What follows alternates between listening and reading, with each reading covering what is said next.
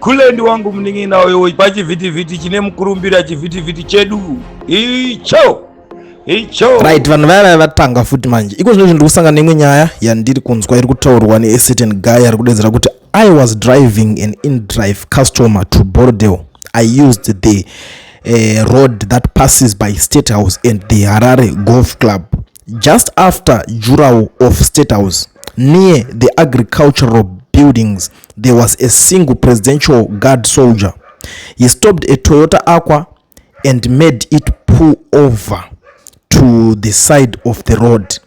But I did not stop because I did not realize I was being signaled on my way.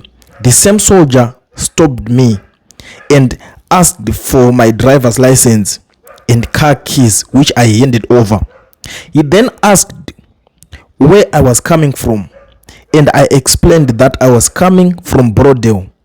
As I was walking as an in-driver,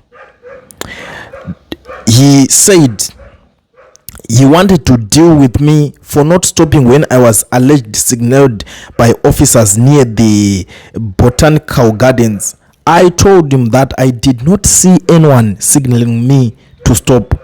He then said he was arresting me and that he was deal with me. When he attempted to put me in handcuffs, I refused. At that point, he cocked his gun and pointed it at me, saying, "Do you know and do you think I'm playing? Do something." Out of fear of my safety, I gave him $20. He had also appeared to be intoxicated. Pakashata timiri zvimwe zvacho ndanda kutoita ndichitoshambisika kuti kozi kana vanhu tasvika pachikamu chekuti uri kutopfuura nepanhu posingato expect. Those guys harisitomborirewa nabasa ravo zvamuchose. Osvika utoti ndipe 20 oti do something okukokera pfuti zvinokokerwa pfuti izvozvo zvanyanyodii chezvo inzara here.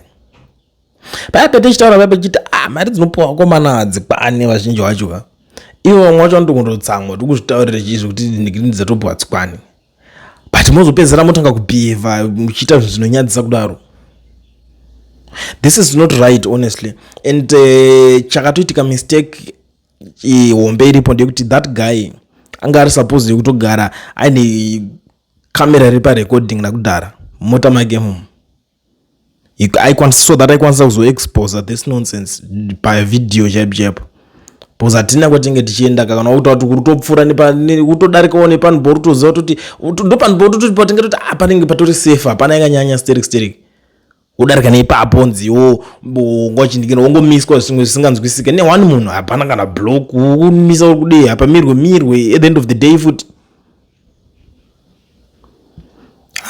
kana rive madiro acho emari ka aiwa zvakunyanya manje. Anyway, ngatimbonzwa zvitauro nevakuru ava tinoona kuti zvopera mushe here mama. Kulendi unoona kuti vanhu tinoita setinotaurisa kana kuti setinotoropodza nyika yechiberekero inyika yedu ye Zimbabwe inyika yedu ende Zimbabwe tinoida.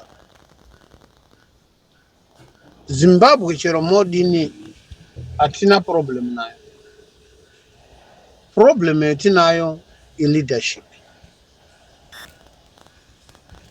Pane zvinhu zvavanofana kunge kana tichida pachokwadi tisingatukani tisingapopoterani tichiudzana reality zvavanofana kunge vachigadzirisa munyika. Mhirizhonga chaiyo inofana kumiswa neleadership napresident wayo. Leadership hakusi kureva kuti ndimunangagwa chete. Leadership zvinoreva the whole cabinet yeZANU-PF iri kutungamirira Zimbabwe. Anditi mapaona. Saka ukaenda rimwe divi kana tikada kutaura reality mhirizhonga inotokonzerwa naivo. ende vari muzano PF vazhinji vacho maoko avo haana kuchena, ane ropa. Maoko avo ane misodzi yevanhu vapenyu vaifanira kudero vachifamba asi vakafa, kana kuti vanhu vakafa vaifanira kudero vari vapenyu vachirarama vachiriritira mhuri dzavo. Asi nokuda kwokusainzwisisa shoko, nokuda kwokusainzwisisa kuti shoko rinonzi leadership rinorevei. Leadership vanhu vanounganidza, vanobatanidza, vasina kwavakarerekera kuti uri weopposition here, uri ruling party here, uri any organization. Saka tikaenda patebho izvozvizvi, nhasi tiri panani.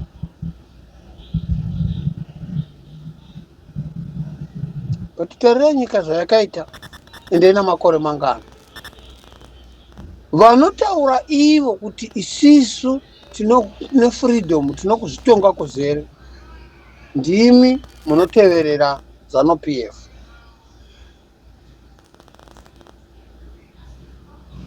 Muchiita zvakaipa nezita rezano PF. Ataura point inoita kuti munhu wese ichimuraramisa, ichimuponesa, anotonzi yaye puppets.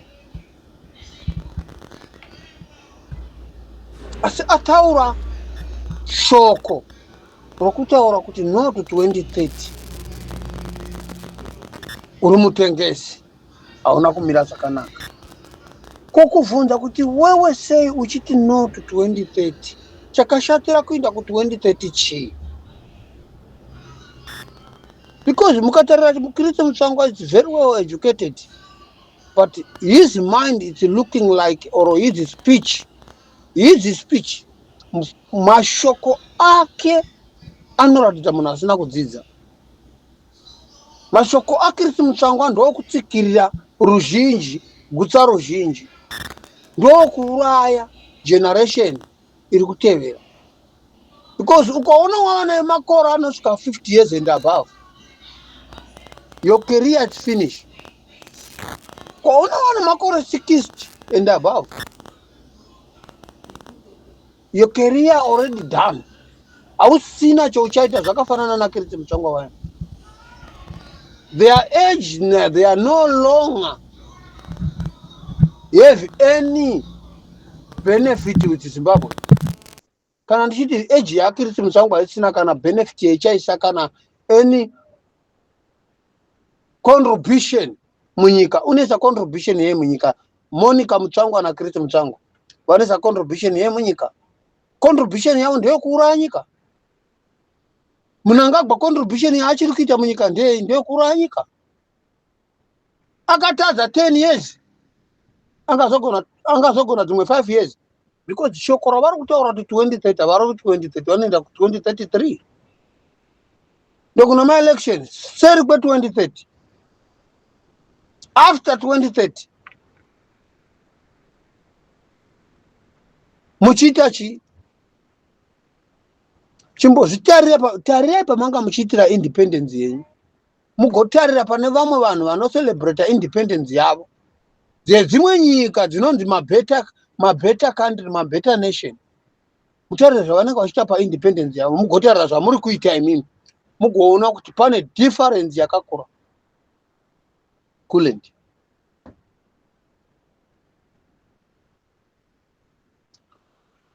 munonyepera machembere, munonyepera macitizen, munonyepera munhu wese. Saka hamuna venyu vacho vakakusapotai vakapedzisira vakuona kuti vakuitirwa chibenzi, vakakurambai munorova. Weku opposition munorova, weku opposition munouraya, weku ZANU PF munouraya. Saka kwamuri chaiko ndekupi, hamuna divi serwa hivi.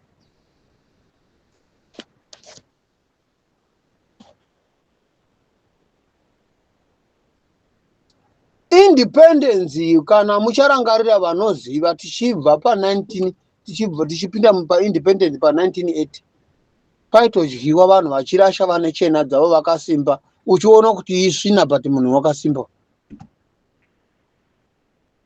Harare ichichinjwa kunzi ichibva muSosbury ichipinda muHarare yaiva uchino mukaka. A smartest seat in the Zimbabwean country, it was Masvingo, but now it's the shittest seat in the Zimbabwean country. Unoona kuti Bulawayo inozviya kutoita sokutoti iyo Bulawayo ndiyo capital city yeZimbabwe. Okay, chamakaputsira chidhori chaJoshua Ngomo chino kudisturba leadership yenyu papi kuvunza.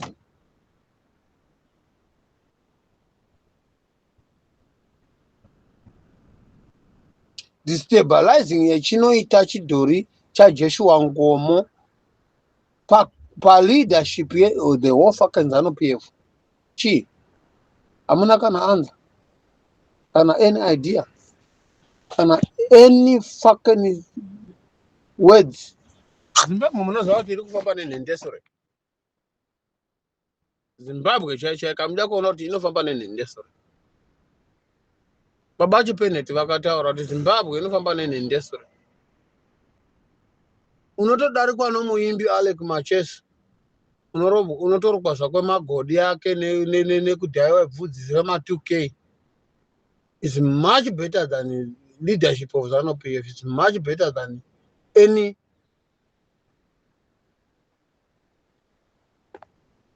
anyone is in ZANU-PF now. Zimbabwe iri kufamba nenhendasure. Leadership iripo kudai indi nemberi inoenda nesure kudai.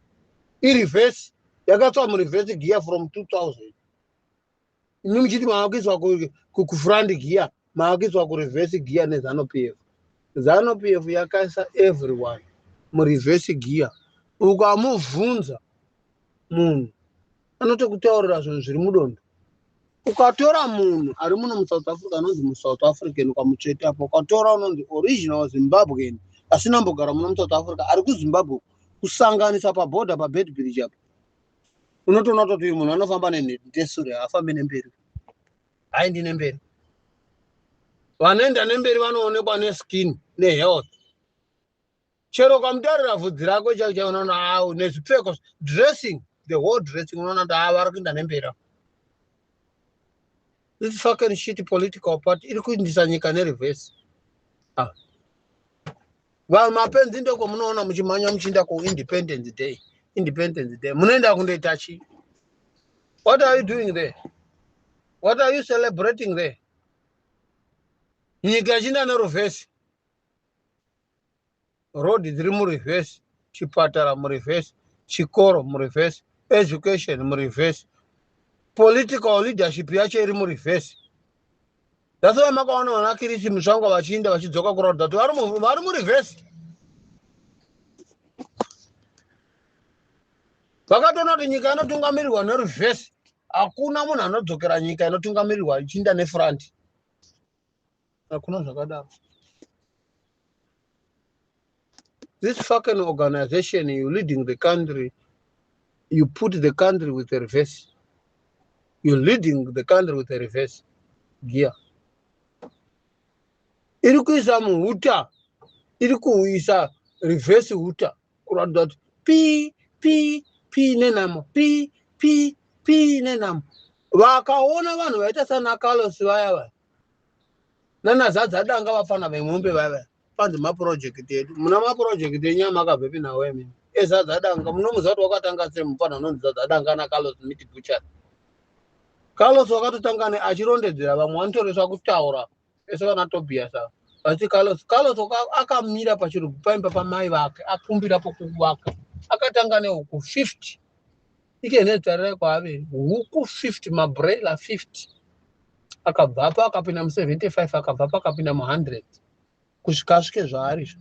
There is no any fucking such amount of ZANU-PF to start that business. ZANU-PF yakazotouya pamusoro pakati pebusiness. Ndoko unoziva kuti kwanza tina maproject. Muna maproject Carlos mune project.